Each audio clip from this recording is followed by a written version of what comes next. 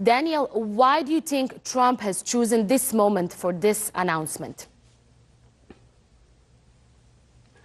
Well, he's a very strong supporter of Benjamin Netanyahu, as you well know. And Netanyahu has been struggling because of corruption charges ahead of next month's election in Israel. This will provide him with a boost as he heads to Washington next week for 2 days of talks with the White House.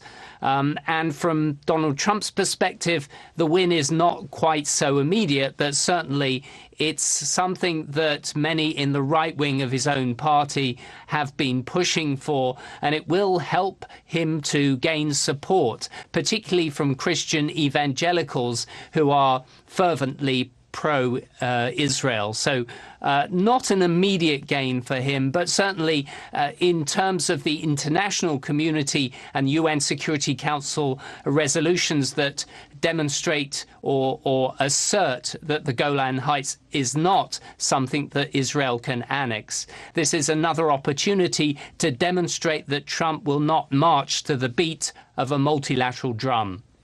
Daniel, why is this important for America's regional strategy? Talk us a little bit more about that.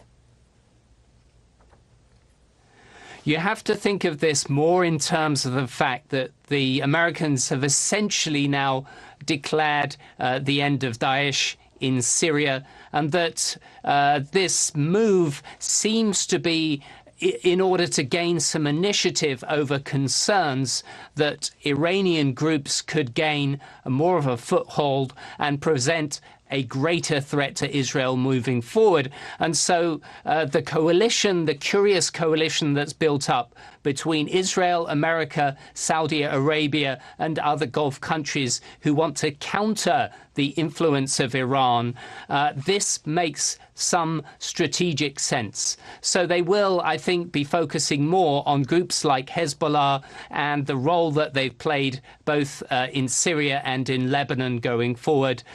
So yes, I think it's a move that is intended to show that America is not going to stand still strategically as it begins to consider how to sort of remodel the Middle East along the terms that it would like to see following the defeat of Daesh.